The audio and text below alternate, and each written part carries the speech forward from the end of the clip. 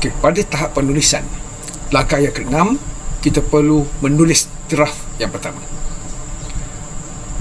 Dalam draft yang pertama, kita telah susun kad nota sebelum ini daripada bahan-bahan yang kita telah kumpulkan, itu daripada sumber pertama, kedua ataupun sumber ketiga. Daripada susunan kad nota itu, kita telah susun dia mengikut subtopik daripada persoalan yang telah kita nyatakan. Okay, itu yang dipanggil sebagai kerangka esei ataupun road map. Sangat penting road map ini, sebab kita akan menulis esei kita daripada pengenalan, persoalan yang pertama, penjelasan tentang persoalan pertama, melalui penggalan yang pertama, penggalan kedua ataupun penggalan ketiga untuk menjelaskan persoalan yang pertama. Mungkin bergantung kepada bahan yang kita ada. Jadi kita akan menjelaskan dari segi esei tersebut mengikut kerangka.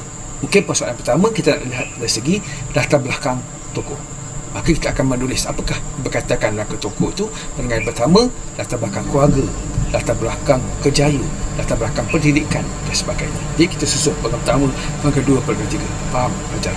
Itu dipanggil kerangka esei ataupun roadmap.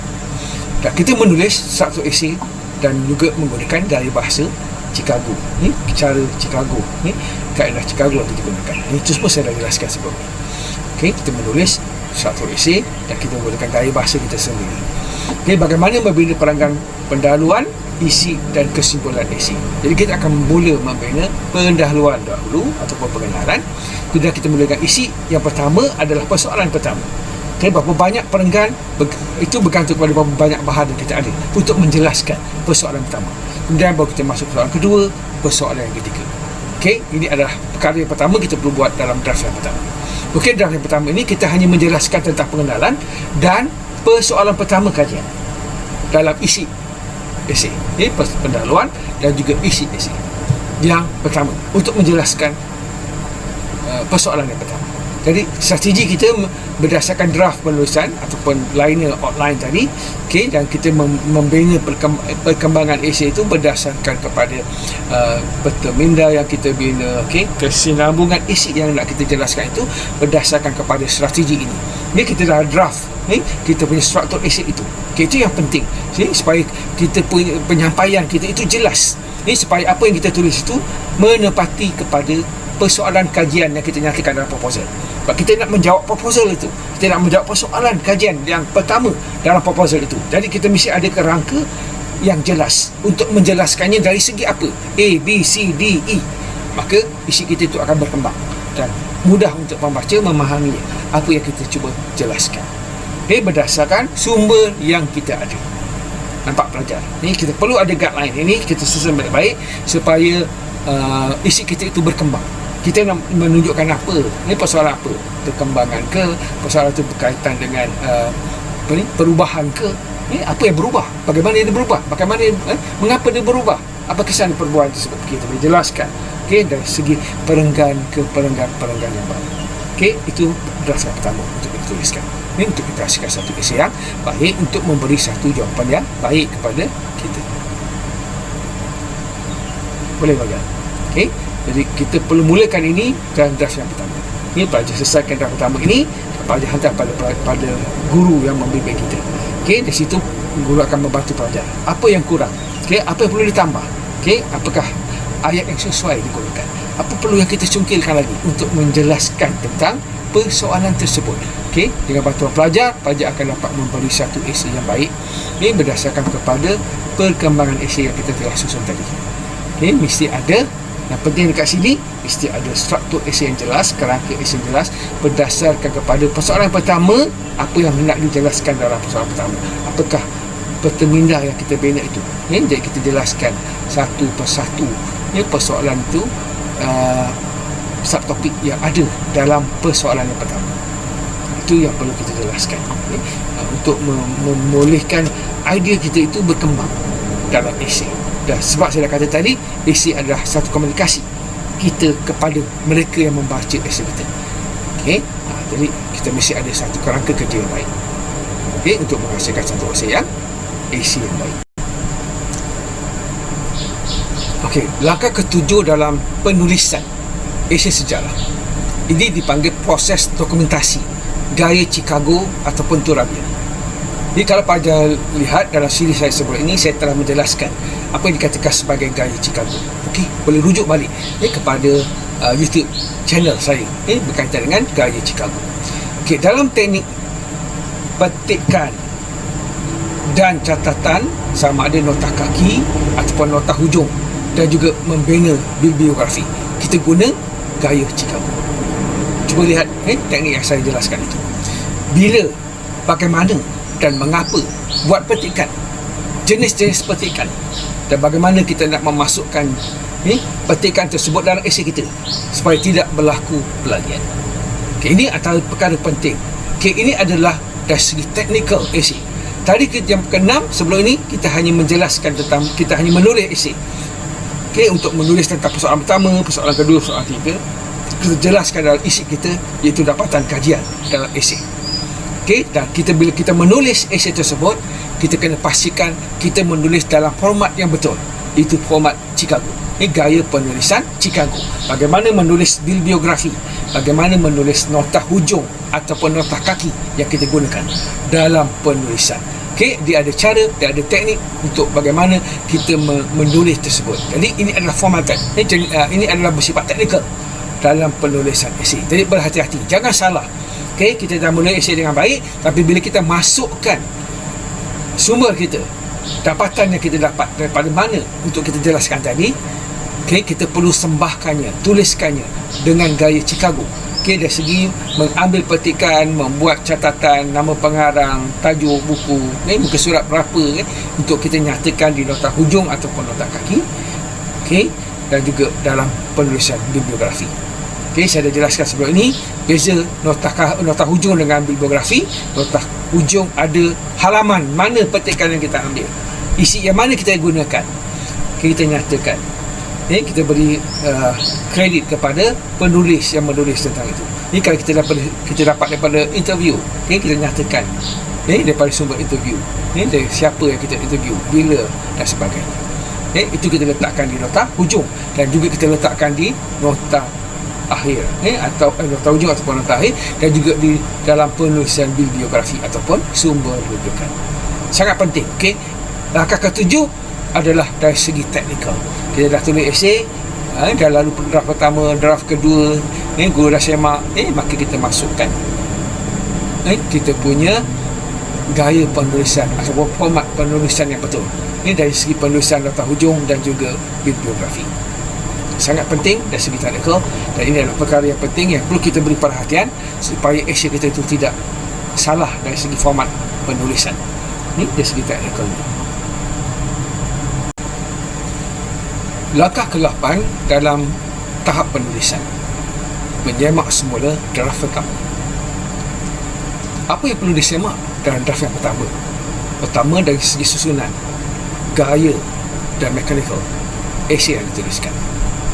Pendahuluan menjelaskan tentang apa, bagaimana pendahuluan itu ditulis.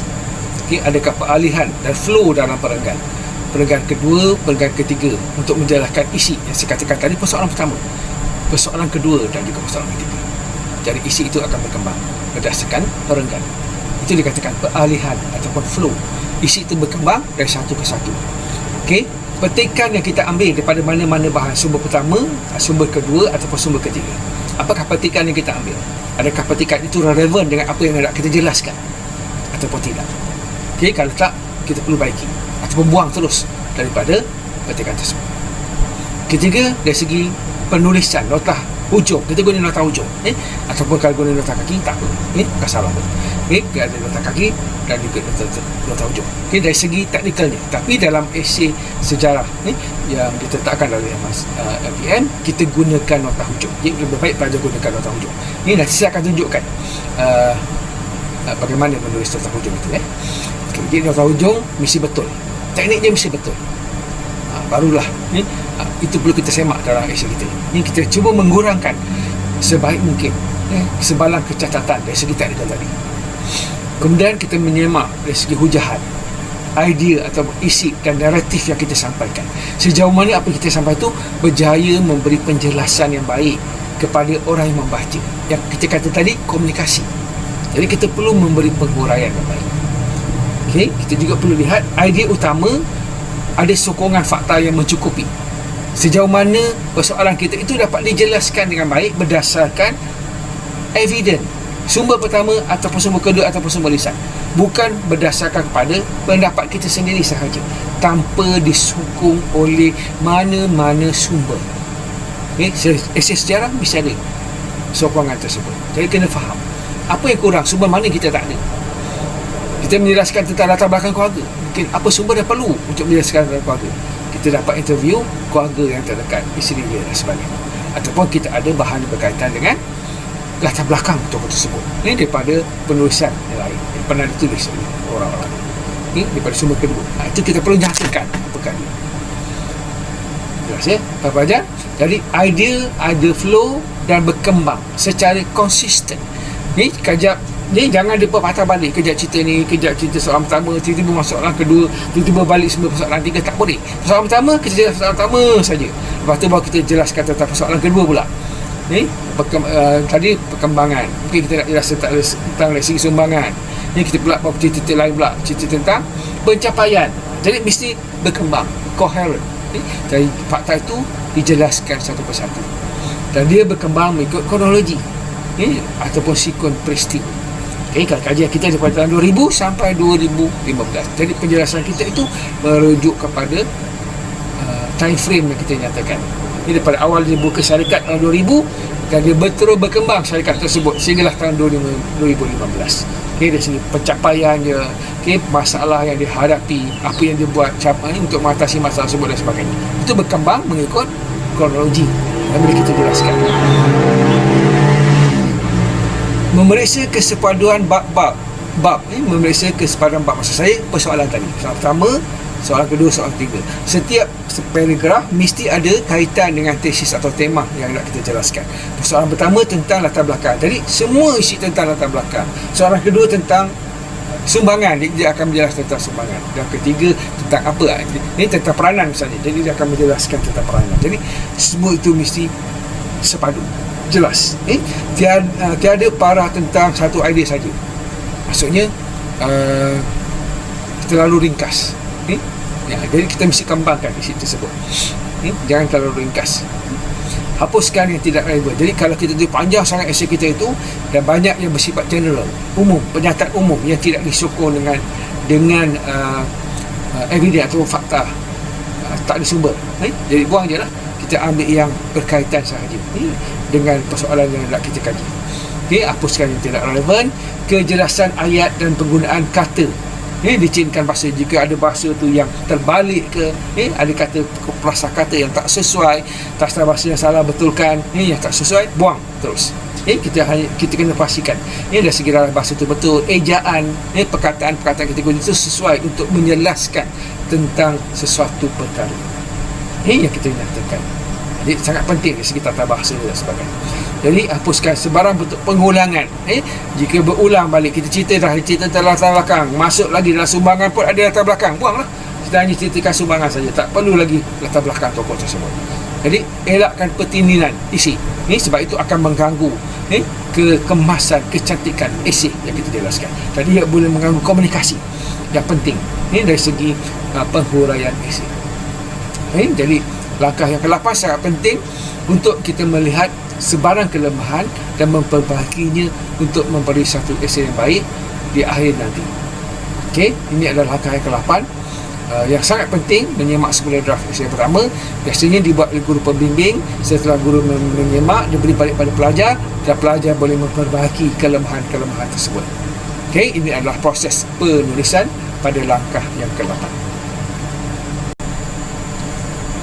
Langkah seterusnya dalam tahap penulisan adalah draft terakhir. Setelah kita dapat draft pertama ataupun draft kedua, pelajar akan buat draft yang terakhir. Kemaskinikan kelemahan kecil atau besar dalam draft pertama dan juga draft kedua, dan juga sesuaikan dengan komen guru. Ini kita betulkan balik semua kelemahan yang saya katakan tadi. Maka pelajar akan masuk pada langkah yang ke-10, iaitu proofreading. Proofreading ini adalah untuk kita mengesan kesalahan dari segi typing error. Esei kita itu kita semak semula dari segi kesilapan. Ejaan, perkataan, mungkin ada perkataan yang telah di automatic dalam Microsoft Word itu yang tersalah. Jadi mungkin pelajar boleh betulkan. Itu dari segi teknikal saja. Semak catatan dan juga nota akhir ataupun nota hujung. Juga pada segi penulisan bibliografi, susunan dan juga kekemasan format esei, dari segi pengenalan isi dan juga penutup esei. Semua itu perlu dijelaskan. Ini dipetulkan, yang dipanggil sebagai proofreading. Sebelum kita menghantar esei kita ini kepada guru untuk disemak, maka kita perlu menyelesaikan 10 langkah yang saya nyatakan. Ada 11 langkah, yang ke-10 itu masih kita dalam menyelesaikan. 5 langkah sebelum penulisan, 5 langkah lagi semasa penulisan, dan satu lagi langkah terakhir adalah di bahagian akhir, iaitu selepas penulisan esei. Apa yang perlu kita buat? Ini setelah kita selesaikan esei kita, ada beberapa perkara yang perlu kita jelaskan nanti, kita perlu lakukan dalam memberi tahap yang akhir untuk menyelesaikan kerja kursus ini. Jadi ini adalah antara perkara penting, tip-tip penting yang pelajar perlu lalui untuk memberikan satu hasil esei ataupun penulisan esei ilmiah, itu khususnya esei sejarah yang baik. Semak maju dari pelajar, teruskan semak balik kerja kursus yang telah pelajar buat, perbetulkan sebarang kelemahan sebelum membuat penghantaran untuk penghantaran yang terakhir.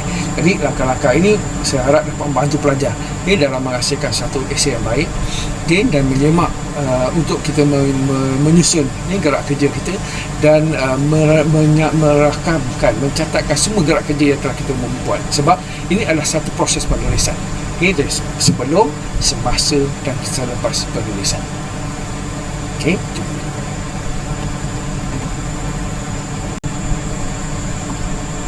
Langkah yang ke-11 adalah langkah yang terakhir dari segi proses penghasilan ataupun penulisan esei sejarah. Langkah yang ke-11 adalah penyerahan hasil kajian. Penyerahan hasil kajian ini berdasarkan 2 fail.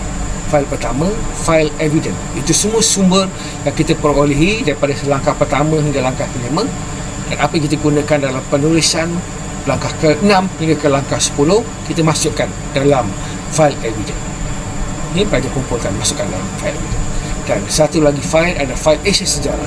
Di mana esei telah siap, telah selesai, kita masukkan situ bersama dengan proposal kajian dan juga perbentangan. Perbentangan dalam bentuk PowerPoint itu kita print out dan kita masukkan dalam fail. Ini ada 3 benda dalam fail yang kedua. Itu fail esei. Ini fail pertama adalah fail esei, fail kedua adalah fail evidence. Jadi kita lengkapkan dari segi dokumentasi kedua-dua bahan ini dalam langkah yang ke-11 sebelum kita menyerahkan hasil kajian kita ini kepada guru yang bertanggungjawab dari segi membimbing dan juga membuat pentafsiran atau memberi bakah pada kajian para pelajar. Ini antara langkah yang penting. Ini dari segi proses menyelesaikan kerja kursus sejarah.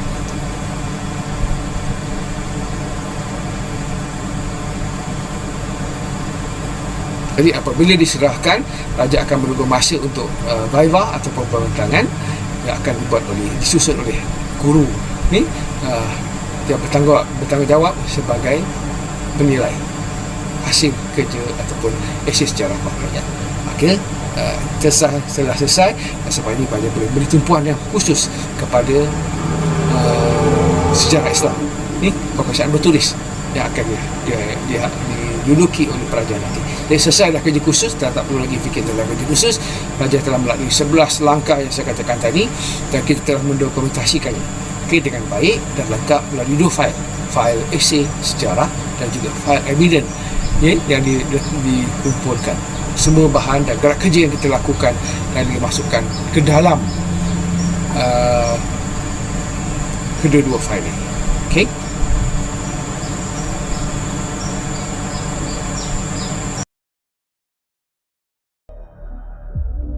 Minit bersama Siko Sensei. Hari ini kita akan berbincangkan tentang transformasi masyarakat dari segi ekonomi.